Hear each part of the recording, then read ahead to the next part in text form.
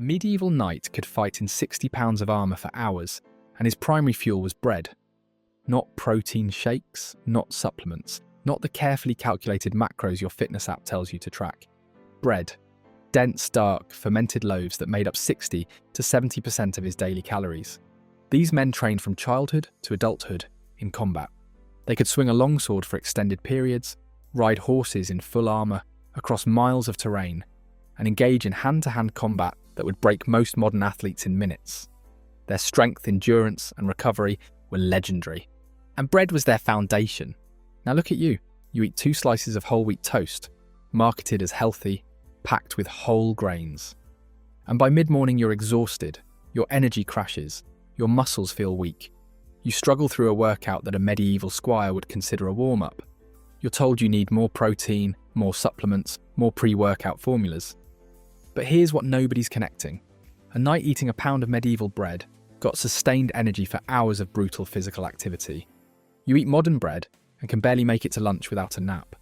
The difference isn't your genetics. It's not that knights were superhuman. The difference is that their bread built strength and yours destroys it. Their bread was fuel. Yours is poison disguised as food. Subscribe right now, because what I'm about to expose, how medieval bread created warriors, while modern bread creates weakness, and the exact biochemical reasons your loaf is sabotaging your strength, will change everything you think you know about nutrition and performance. Let's start with what knights were actually eating, because their bread bears no resemblance to what's in your kitchen. Medieval military bread, the kind consumed by knights, men-at-arms and soldiers, was made from whole grain rye or wheat, sometimes mixed with barley. The grain was stone ground into coarse flour that retained the bran, germ, and all the nutrients nature put into that kernel. This flour was mixed with water, salt, and a sourdough starter that had been maintained for years. The dough fermented for 12 to 24 hours, sometimes longer.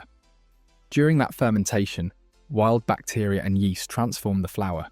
They broke down complex carbohydrates, pre-digested proteins, neutralized anti-nutrients, and created a matrix of bioavailable nutrition. The bread that came out was dense, dark, and chewy. It didn't rise high like modern bread.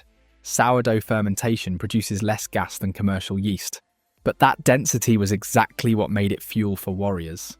A single thick slice, about 4 to 6 ounces, could sustain a knight for 4 to 6 hours of physical activity. Not because it was heavy in his stomach, but because the fermentation had unlocked slow-releasing energy. The complex carbohydrates broke down gradually. The fibre slowed glucose absorption. The bread released steady fuel into his bloodstream for hours. This is why knights could fight all day. Their energy didn't spike and crash. It burned steady and long, like a hardwood fire versus kindling. The bread also provided complete nutrition beyond just calories. The whole grain flour contained B vitamins for energy metabolism. The wheat germ provided vitamin E and healthy fats for hormone production, critical for building and maintaining muscle. The fermentation made minerals like iron, zinc, and magnesium bioavailable, minerals essential for strength, recovery, and immune function. And because the bread was fermented, the knight's gut could actually extract these nutrients. The bacteria had already broken down the compounds that normally block mineral absorption. His digestive system could focus on absorbing fuel, not fighting to process unfermented grain. Compare that to your bread. White flour stripped of nutrients, synthetic vitamins added back, zero fermentation. Full of unfermented gluten and anti-nutrients, designed to spike your blood sugar, crash your energy, and leave you hungry an hour later. A knight's bread was engineered by nature and refined by centuries of observation to fuel human performance. Your bread was engineered by corporations to sit on shelves for weeks and maximize profit. Now let's talk about what happens in your body when you eat medieval bread versus modern bread, because this is where the strength difference becomes clear. When a knight ate his fermented whole grain bread, here's what happened. Sustained glucose release.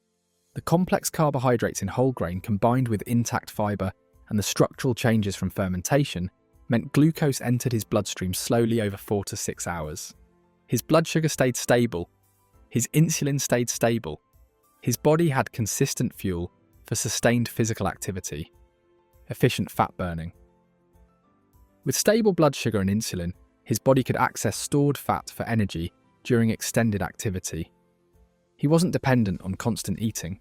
His metabolic flexibility, the ability to switch between burning carbs and burning fat, was excellent. Optimal hormone production. The healthy fats in the wheat germ, combined with bioavailable zinc and magnesium, supported testosterone production. Medieval men had higher testosterone levels than modern men, not because of genetics, but because their food supported hormone health. Testosterone builds muscle, increases strength, speeds recovery, and maintains high energy. Superior gut health. The fermented bread contained beneficial bacteria and the byproducts of fermentation, organic acids that fed his gut microbiome. A healthy gut means better nutrient absorption, stronger immune function, reduced inflammation, and improved recovery from physical stress. Reduced inflammation. Long fermentation broke down the compounds in wheat that trigger inflammation. The bread didn't create chronic low-level inflammation the way modern bread does. Less inflammation means faster recovery, less pain, more consistent training. Now let's look at what happens when you eat modern bread. Rapid glucose spike. The refined flour, lack of fibre, and absence of fermentation mean glucose floods your bloodstream within minutes. Your blood sugar spikes to 140, 160, sometimes 180 milligrams per deciliter. Your pancreas dumps insulin to handle the surge. Energy crash. Within 1 to 2 hours, your blood sugar plummets. You feel tired, irritable, and hungry again. Your body goes into stress mode, releasing cortisol to stabilize blood sugar. Chronic elevated cortisol breaks down muscle tissue, stores fat, and destroys your strength. Metabolic inflexibility. The constant blood sugar roller coaster trains your body to rely on glucose only. You lose the ability to burn fat efficiently. You become dependent on constant eating just to maintain energy. Your endurance disappears. Hormonal disruption. The blood sugar spikes and crashes disrupt hormone production. Chronically elevated insulin lowers testosterone. The lack of bioavailable minerals means your body can't produce hormones efficiently. Lower testosterone means less muscle, less strength, worse recovery, lower energy. Gut destruction. Modern bread contains unfermented gluten that damages intestinal lining. It contains anti-nutrients that block mineral absorption. It feeds harmful gut bacteria while starving beneficial ones. Your gut health deteriorates. You absorb fewer nutrients, even from good food. Inflammation increases. Recovery slows. Chronic inflammation. Unfermented modern wheat triggers immune responses and inflammation. Chronic inflammation interferes with muscle protein synthesis, your body's ability to build and repair muscle. You can train hard, but you can't recover. You get weaker instead of stronger. If you've been working out consistently, but can't build strength, can't lose fat, and feel exhausted all the time, drop a comment right now. Because what you're learning is that your bread might be sabotaging every rep you do in the gym. A knight eating medieval bread was operating with stable energy, optimal hormones, excellent gut health, and minimal inflammation. His body was primed for strength and performance. You eating modern bread are operating with blood sugar chaos, hormonal disruption, gut dysfunction, and chronic inflammation. Your body is primed for weakness and disease. Let's talk about what this meant for actual physical performance, because the difference is stark. Medieval knights trained brutally. From age 7, boys began training as pages, learning horsemanship, basic combat, physical conditioning. At 14, they became squires, training directly with knights. Sword work, lance work, wrestling, running in armour. This continued for years until they were knighted in their late teens or early 20s. This training was more intense than most modern athletic programs. Swinging a longsword, which weighs 2 to 4 pounds, for an hour is comparable to modern kettlebell training. Wearing and moving in 60 pounds of plate armour is like doing a weighted ruck march. Combat itself required explosive power, sustained endurance, and rapid recovery between engagements. And they did this fueled primarily by bread, supplemented with vegetables, occasional meat and ale. How? Because their bread provided sustained energy for training. They could train for hours without energy crashes because their fuel was slow burning. Modern athletes need constant snacking, energy gels, and sports drinks because their food provides only short bursts of energy. Rapid recovery. The bioavailable nutrients in fermented bread, B vitamins, minerals, complete amino acids from whole grain, supported muscle repair and growth. Modern athletes take dozens of supplements trying to get what medieval bread provided naturally: reduce soreness and inflammation. Fermented bread didn't trigger the inflammatory responses that slow recovery. Knights could train hard day after day because they weren't fighting chronic inflammation from their food. Optimal body composition. Medieval soldiers were lean and muscular, not because they counted calories, but because their food supported fat burning and muscle growth. Stable blood sugar meant their bodies stayed in fat-burning mode. High testosterone meant they built muscle easily. Compare that to modern fitness. You count macros obsessively. You take pre-workout, BCAAs, protein powder, creatine, multivitamins. You track every calorie. You train hard. And you still struggle to build muscle, lose fat, or maintain consistent energy. Because your foundation, your staple food, is working against you. Your bread spikes insulin, which signals your body to store fat. It crashes your blood sugar, which triggers cortisol release that breaks down muscle. It disrupts your gut, which prevents nutrient absorption. It triggers inflammation, which interferes with recovery. You're trying to build a warrior's body on a foundation of metabolic poison. Let's look at what's happened to male strength and health since we abandoned medieval-style bread. In the 1960s, when industrial bread became the American standard, the average man was stronger, leaner, and more metabolically healthy than today, despite having less access to gyms, supplements, and training knowledge. Since then, testosterone levels have dropped 1% per year. The average 30-year-old man today has testosterone levels equivalent to a 60-year-old man in 1987.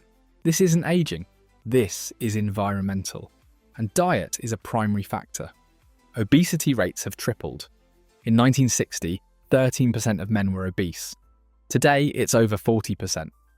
Despite more gyms, more fitness information, and more diet plans than ever, muscle mass has declined. Studies comparing men of the same age across decades show consistent decreases in lean muscle mass and grip strength, a reliable indicator of overall strength. Type 2 diabetes has increased 700%. This is a disease of blood sugar dysregulation. Exactly what modern bread causes with every meal. Chronic fatigue has become epidemic. Doctors see more men complaining of low energy, brain fog, and inability to recover from exercise than ever before. The timeline is clear. These declines began precisely when we replaced real bread with industrial product. When we stripped grain of nutrients, eliminated fermentation, and started eating food that spikes blood sugar and crashes hormones. Medieval knights weren't genetic freaks. They were eating food that supported strength. You're eating food that destroys it. So why did we abandon bread that created warriors for bread that creates weakness? After World War II, the food industry had a problem. Bread went stale quickly. Real fermented bread made with whole grain flour has a shelf life of days. That's terrible for distribution, storage, and profit margins. The solution was simple. Remove everything that makes bread perishable. Strip out the wheat germ because the oils go rancid. Remove the bran because it shortens shelf life. Eliminate sourdough fermentation because it's slow and inconsistent. What's left? Pure white endosperm, nutritionally dead starch that can sit on shelves for weeks with chemical preservatives. Then they added commercial yeast to make it rise fast. No need to maintain sourdough cultures or wait 24 hours. Mix, rise, bake, done in 3 hours. Maximum production speed, maximum profit. The marketing departments called it progress.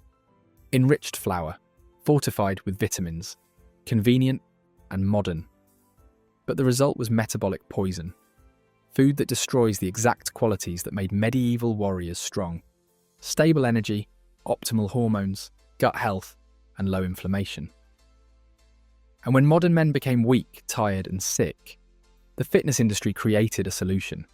Supplements, protein powder to replace the amino acids your bread used to provide, multivitamins to replace the nutrients stripped from your flour, pre-workout stimulants to replace the sustained energy fermented bread provided naturally.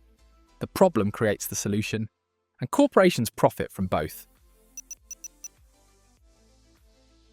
Here's the truth. You don't need the medieval training regimen to benefit from medieval bread. Option 1. Find real bread. Look for bakeries using whole grain flour, stone ground if possible, naturally fermented for 12 to 24 hours. Sourdough made with ancient grains like spelt or einkorn. This bread costs more because it requires time and skill, but it's fuel that builds strength instead of destroying it. Option 2. Bake it yourself. Maintain a sourdough starter. Use organic whole grain flour. Ferment for 18 to 24 hours. Bake weekly. This is what ordinary people did for thousands of years to fuel physical labour. Learn the skill. Option 3. Eliminate bread entirely if you can't access real versions. Replace it with properly prepared whole grains, soaked oats, fermented rice, sprouted quinoa. You don't need bread to be strong. But you absolutely cannot build strength eating industrial bread. Smash that like button if this video just explained why you've been weak despite training hard. And subscribe, because next week I'm exposing what they did to meat, and why your great-grandfather's steak built more muscle than yours. Medieval knights weren't superhuman. They were fueled by food that supported human performance. Their bread provided sustained energy without blood sugar crashes. It supported optimal hormone production. It maintained gut health and minimized inflammation. It was designed by nature and refined by centuries of observation to fuel the human body for strength and endurance. We traded that for convenience and profit. We created bread that spikes blood sugar, crashes hormones, destroys gut health, and triggers chronic inflammation. And then we wondered why modern men are weak, tired, and sick, despite having more gyms, more supplements, and more fitness information than any generation in history. The problem isn't your training program. The problem isn't your genetics. The problem is that you're trying to build a warrior's body while eating food designed to make you weak and dependent on corporate solutions. Medieval bread built strength. Your bread destroys it. The choice is yours.